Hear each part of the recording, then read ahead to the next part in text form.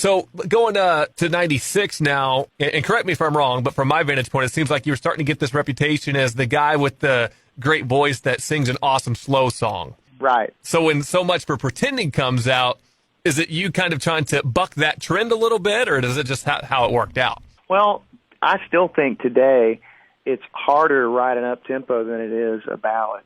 For me, it always has been, because I think the standard is always so much higher in my head for an up-tempo. I've always had this cheese meter in my head. I'm like, anytime something started to sound contrived or cheesy, I would cringe, and it was always like tough to get one past me, and so I think with So Much for Pretending, I just kind of set out to do something really different, and I wanted it to be cool and fresh, and so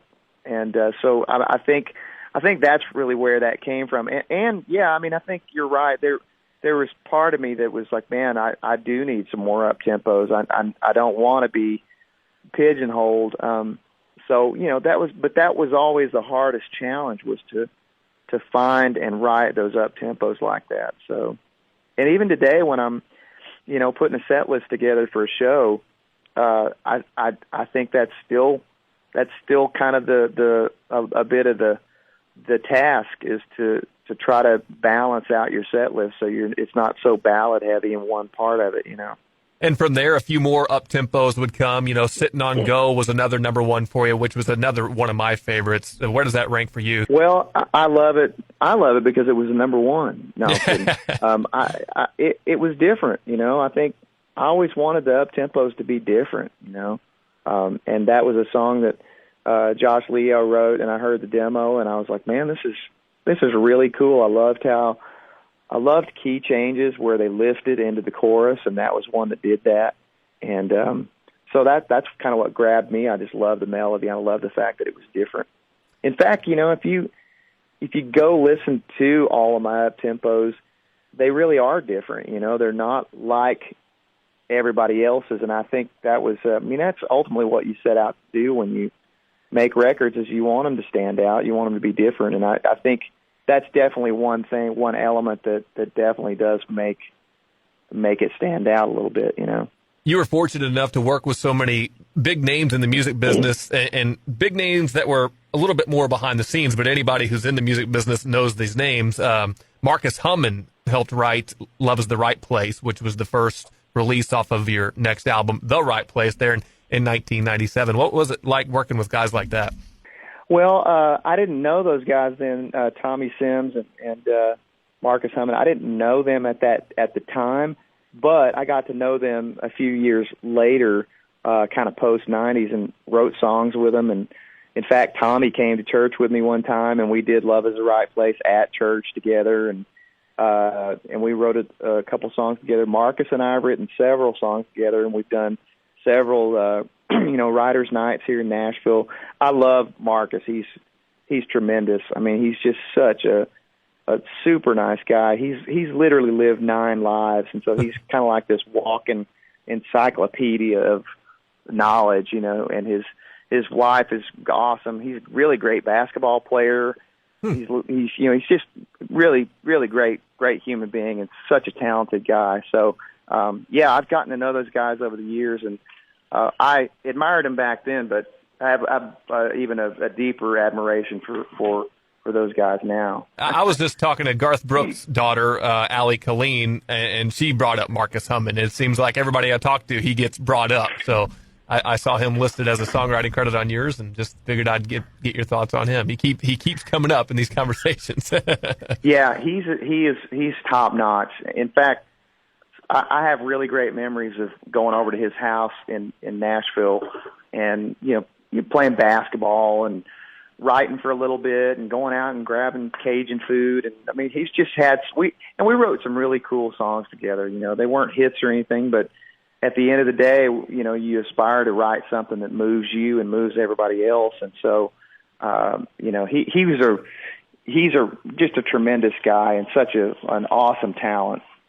Well, I wish we had time to talk about every single one of your songs, but I do want to make sure and get your thoughts on one you recorded with Shania Twain in 1998, From This Moment On. Yeah. One of the great country slow songs of all time, really, and you and an icon of Shania Twain get to do that together. What was that like?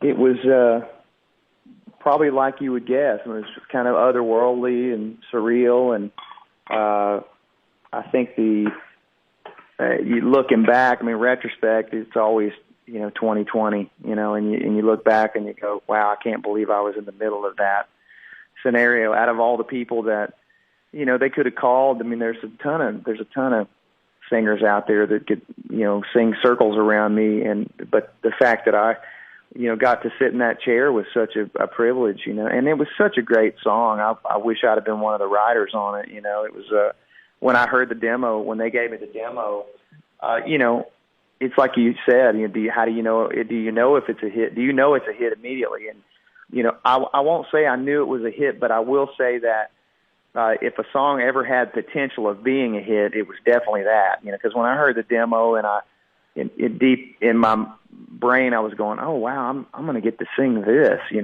I just couldn't. It was really hard to describe how excited I was to get in and start carving on this thing. So, and I think Shania, she'll always be one of the biggest iconic artists of all time, and it really does mean a lot to be asked to be a part of something like that, and because of that, it lives forever. When I'm long and gone, people will be able to listen to that and say, "Wow, what a great recording," and just very privileged to be a part of it.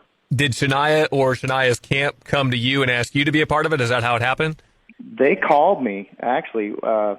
Believe it or not, back in 1997, we actually did have a cell phone on the bus, but nobody used it because it was so expensive. It's like, don't use this phone unless it's an emergency, or somebody's dying, And so Mutt and Shania called that phone, and it was early in the morning. And back then, early in the morning was just I just didn't get up early. I was so young. I mean, I'd sleep all day, and I thought it was kind of a prank or something. I didn't know. I thought, probably thought I was missing a phone interview or something. I was like, man, did I oversleep or something? And they said, no, it's Shania and Mutt Lange on the phone. And, so of course I, bucked up and cleared my throat and tried to sound like I'd been awake for 2 hours, and they were writing the song. They were right in the middle of writing it, and they said, hey, we love your voice. You remind us of Paul Carrick. And Shania said, you're one of my favorite singers, and would you be willing to be a part of this, with me? And I, naturally I said, absolutely. Would just tell me when to be there and I'll be there. And so next time they were in Nashville, I went by the studio they were working in, and they sang the demo for me live. They put this cassette in this little jam box, and they literally sang it for me live. Just sat there in front of me and sang it and recorded it. Handed me the cassette and said, "We'll see you in a couple weeks," and that was it. The rest is history, I guess.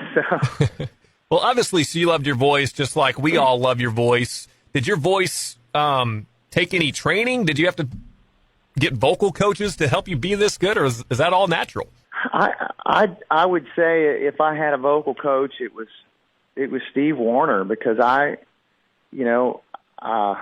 just ate that music up. I just absorbed it, and I was really drawn to Steve's phrasing and the way that he, his compression and the way he phrased lines and the way he would, his vibrato and just everything. So I would say, that was kind of my vocal coach in terms of just developing who I wanted to be as a singer. But now, many, many years later, you obviously get into some bad habits on the road and lots of different things. All vocalists get into bad habit situations, and they need to go to a vocal coach. So I've definitely been to my fair share of vocal coaches for sure.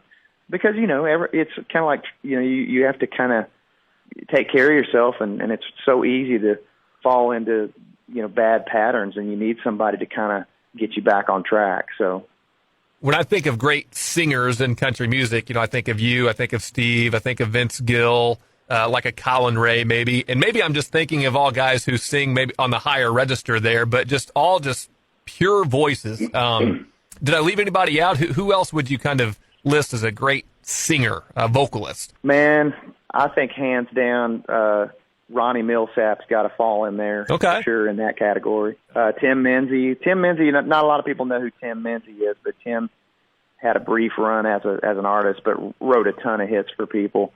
But, yeah, I'd say Ronnie Millsap for sure. I'd say it's a good choice. And I could also tell you have a love for those 80s country singers, kind of like I have a love for the 90s singers. Before I let you go, I do want to mention your podcast, which you recently started up. Is that something you're still currently working on? I am, but I will honestly tell you, Glenn, it's taken a little bit of a break with all that's been going on.